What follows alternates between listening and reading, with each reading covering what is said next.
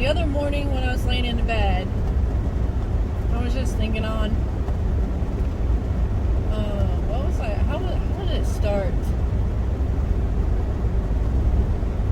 I can't remember how it started. Oh, I was thinking on how I always used to say I was the one that was like the most romantic in my relationships or whatever. And that's not always true, actually. I can't say that.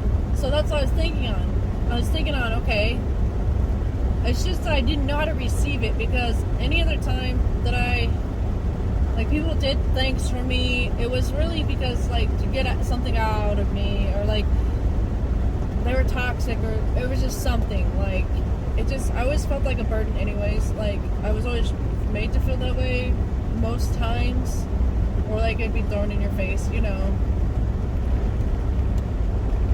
and so, or, like, if we had a falling out, I'd feel bad, and be like, oh god, they did all this stuff for me, I hope they're not, like, I don't know.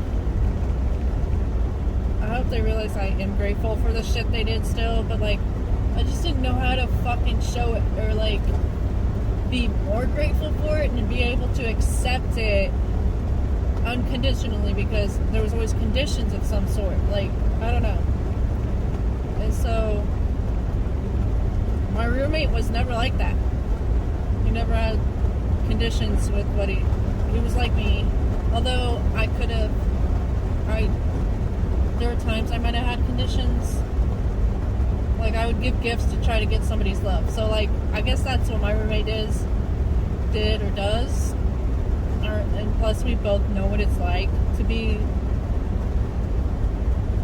discarded, or, like,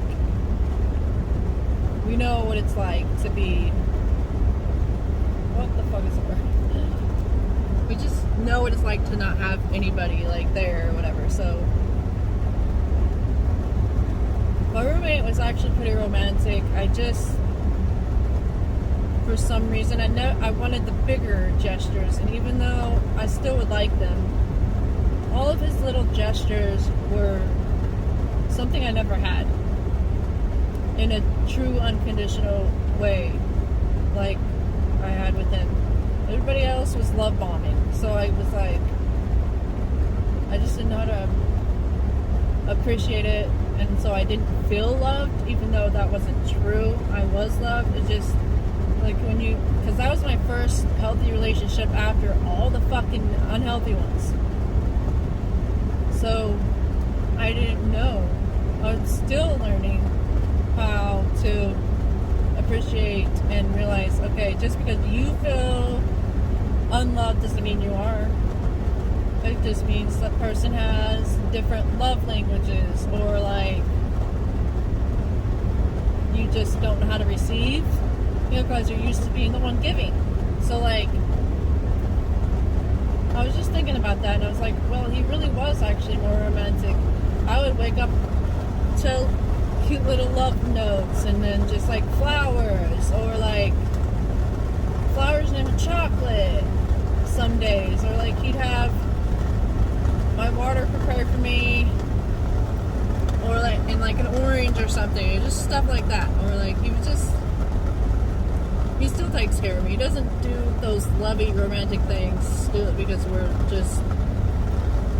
we're platonic, but doesn't mean he doesn't still take care of me.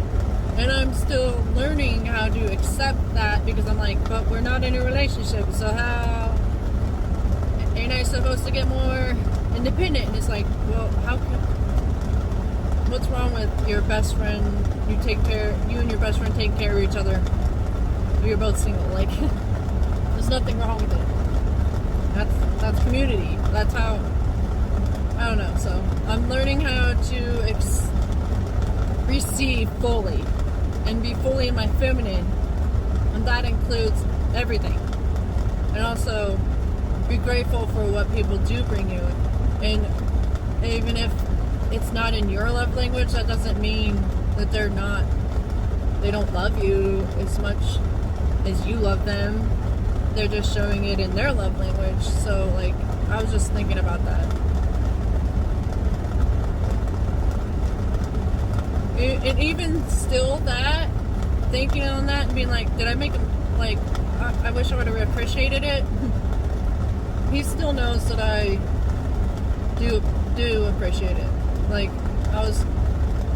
hadn't told him that. I was getting ready to, but he was on call, so we had to go take a call. But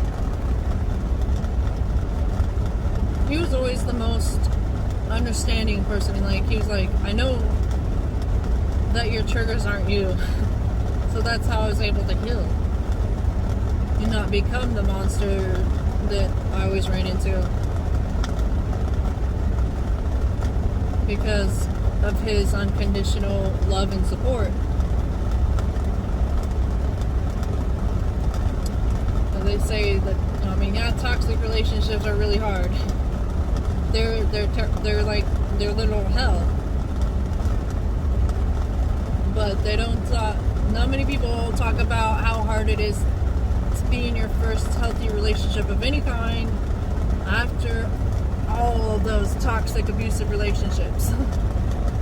It was really hard for us. We got through it. But I think we were, I don't know, we were what we were supposed to be. But we weren't supposed to be that way forever. Or maybe we were just supposed to be, no, everything happens how it's supposed to happen, but sometimes you start out as lovers and then you transform into just like really close friends, and that's what happens. That's what happened with us. And it was something I wasn't used to. Like, we're all programmed to be like, no, our person is not supposed to change when it's scary and blah blah blah. But no, well, we're supposed to allow each other to change and evolve and grow, and that does include the relationship. Sometimes it'll transform into something else, some other type of relationship like ours did. And I think we were both fighting it for so long, and then when my twin came along, like when we actually got together, that helped me allow the tower to fall and be like, oh, okay, so this is what the relationship's supposed to be like. So it just let it happen. It's not so scary. It's not scary because there's more healing that can be done still. But we have our space and our own individuality more so. I'm like 26 miles away. That's what I was thinking about. So, like, all that stuff. So, anyways, I don't know if I got through all of the stuff I wanted to talk about. But yeah, so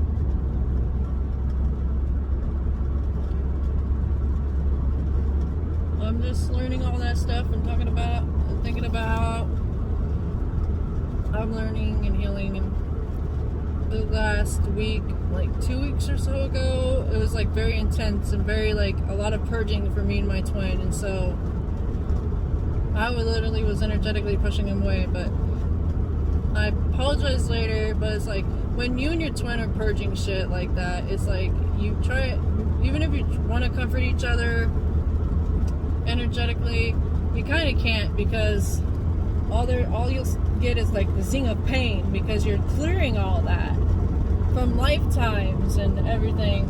So like you have to just kind of like let it happen, which really sucks, because you want to comfort each other and you want to hurry up and get out of that misalignment feeling, but it's really not misalignment, it's really alignment, because you're purging all the crap like that needs to be purged. Oh, I have to make another one.